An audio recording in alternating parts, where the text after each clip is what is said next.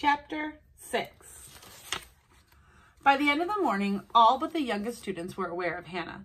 The room seethed with suppressed excitement and curiosity. Mrs. Walters called for quiet again, this time in a sharper voice, which kept students from turning around to stare. Hannah was mired in misery. What would happen at the noon hour? Should she stay in her seat?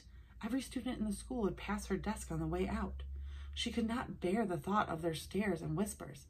But if she got up quickly and was first out of the door, it would look like she was running away. Mrs. Walter was hearing the youngest students recite their arithmetic lesson. When they were finished, she rose from her chair and walked around to the front of her desk. "I have a special assignment for each one of you," she said. "LaForge is a new town, and we are all new here. Please go home for your dinners and return prepared to tell me about where each of you have come from, where you were born and lived before you moved to LaForge. You are dismissed." As the teacher was speaking, an idea came to Hannah. She picked up her dinner pail, which had been on the floor at her feet, and put it on her desk. Then she bowed her head, folded her hands in front of her face, and closed her eyes. Not even the boldest students would dare bother her if she was saying grace. Hannah raised her head and glanced around slowly. The room was almost empty. Near the front of the two Homestead, children were opening their dinner pails, with Miss Walters knitting at her desk just beyond. No one said anything to Hannah. Her stomach was so tight that she had no appetite, but she forced herself to swallow her corn cake. Having sat stiffly at her desk for the whole morning, she felt achy all over. She slid out of the seat, put her weight on her feet gingerly, testing to see if her legs would tremble. They seemed steady enough, so she stepped to the stove to the middle of the room. It was unlit, for the weather was warm these days. The water pail sat on the floor next to it, with the dipper hanging from one of the stove's handles. She landed up some water and began to drink thirstily. Before she had finished, a little girl came into the schoolhouse and approached the stove. "Please, miss, would you dip for me too?" Startled, Hannah almost dropped the dipper. On the other side of the stove, the girl was looking at her. She couldn't have been more than about 7 years old, wearing a calico dress under a pinafore made from flour sacks. Her face was pale and freckled, her reddish hair in 2 tight braids, bound with thread. She was missing both of her front teeth, and her cheek had a smear of dirt on it. Hannah filled the dipper again and held it out toward the girl, who took it from her carefully. She drank the full measure and handed the dipper back to Hannah. "Thank you." "You're welcome," Hannah said, but the words came out barely more than a whisper. The girl frowned. "Something wrong with your voice?" she asked. Hannah felt her eyes grow hot. She blinked hard to forestall tears. It was her first conversation with another pupil, a little girl who apparently thought only one thing wrong or odd about Hannah was her voice. She cleared her throat. "No, I'm fine," she said louder this time. "There's some dirt on your face. May I?" She pulled her handkerchief from her pocket and wetted it. The girl took a step closer so Hannah could wipe her cheek. Hannah smiled, and the girl smiled back.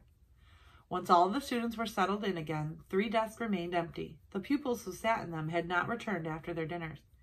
Mrs. Walters rapped on her desk with the pointer. She stood and walked to one side of the room. The blackboard wrapped around 3 walls. She took up a piece of chalk and stood near the board, the left wall. "First reader class, please come forward." The first reader class was 2 children, the little girl whose face Hannah had wiped, and a boy with a prominent colic. "Pearl, where were you born?" "I was born in Minnesota, miss." Miss Walters wrote Minnesota on the blackboard. "Did you live in the farm in Minnesota?" "Yes, miss." "Freddie, what about you?" "Ohio, miss. My pa is from there. Then we lived in Illinois, where my ma is from." The teacher wrote those 2 states on the board as well. Freddie's family had come to LaForge from Chicago. Chicago? From the mild stirring in the room, Hannah could tell that the other students were as impressed as she was by the mention of that enormous city. Mrs. Walters smiled. "Freddie, would you like to tell us something you remember about Chicago?" "The rail yard," Freddie answered at once. "There was so many trains." There were so many trains. Freddie looked surprised. "You seen them too, miss?" Miss Walters quickly covered her mouth with her hand to hide her amusement. "No, Freddie, I haven't. I was correcting your grammar." "Thank you, Pearl and Freddie. Matthew, perhaps you will tell us a little more about Chicago when it's your turn." Miss Walters nodded at an older boy who must have been Freddie's brother. Each class took its turn. The third reader class included a girl named Sadie, who was Bess Harris's younger sister. By the time the fourth reader class was finished, there were 7 states on the board. Wisconsin, Nebraska, Iowa, and New York had joined the list. A girl named Louisa had once visited New York City. A boy named Henry had found fossils on the shoreline of Lake Superior. And Freddie's brother Matthew told how they had once seen 50 trains in one day. Gasps from around the room, and a third reader boy raised his hand. Miss, he must mean 50 cars, right?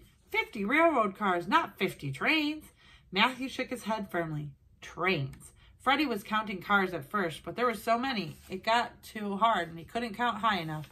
And then he said we should count trains instead. And it wasn't even the whole day, just the morning. 50 trains in a single morning? LaForge had only 2 trains a day, 1 each in the morning and afternoon. Although Papa had told Hannah the railroad company was supposed to be increasing the number soon. 5th reader class, to the front, please, Miss Walter announced. Hannah's pulse quickened. It did not seem possible that she could stand in front of the whole school, but staying seated would be worse. It would attract just as much attention and be disobedient as well. The 5th reader class was the largest, 5 girls, 3 boys, as Hannah walked toward the front of the room. Her stomach was so cold she couldn't hardly breathe. At this moment, many of the students were getting their first really good look at her. She felt their stares, heard the rustles as they shifted in their chairs and nudged their seatmates. A fog of suspicion and hostility seemed to surround her. When she reached the space in front of her, the teacher's desk, she meant to stand there proudly with her head high, but somehow she ended up staring at the floor. Mrs. Walter did not waste a single moment. Hannah, would you tell us where you were born? The teacher's voice was calm and ordinary, yet it seemed to cut through the bleak, dense fog. Talk to her, to the teacher. Don't think about anyone else. That's how I can do this, with her help. Hannah lifted her chin and looked at Mrs. Walter's face, then answered the question as if no one else was in the room. California, miss. The other pupils could no longer contain themselves or their astonishment. California? Oh, I've always wanted to go there. Did she see the ocean? Hannah finally dared to look at the faces in front of her. Instead of the suspicion she had felt moments earlier, she saw surprise and curiosity, interest and eagerness. Mrs. Walter had done that with a single simple question. The teacher held up her hand to dispel the clamor, then wrote California on the board. Tell us something about California, Hannah. She was ready for this. She had thought about it while listening to the other pupils. There are lots of orange trees, she said, mostly outside the city, outside Los Angeles in groves. But sometimes you can see them on the hillsides or by the side of the road or even in people's yards. Sam stepped forward from the line of students, his hand raised. Yes, Sam, Mrs. Walter said. He turned to address Hannah. Did you eat oranges every day? I only had one once for Christmas 2 years back. This time there was no doubt he was looking right at her and smiling. Not a big smile, but she could see the spark in his eye.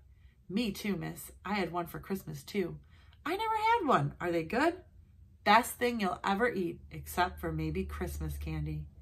In my stocking at a party once. Hannah remembered the bowl Mama had kept on the kitchen window ledge of blue and white porcelain painted with lotuses and chrysanthemums. It almost always had oranges. Yes, she said, we had them nearly every day. And she felt a keen pang, realizing only then how much she missed oranges, especially their sweet, sharp scent, which filled the air whenever one was peeled. Thank you, Hannah, Mrs. Walters said.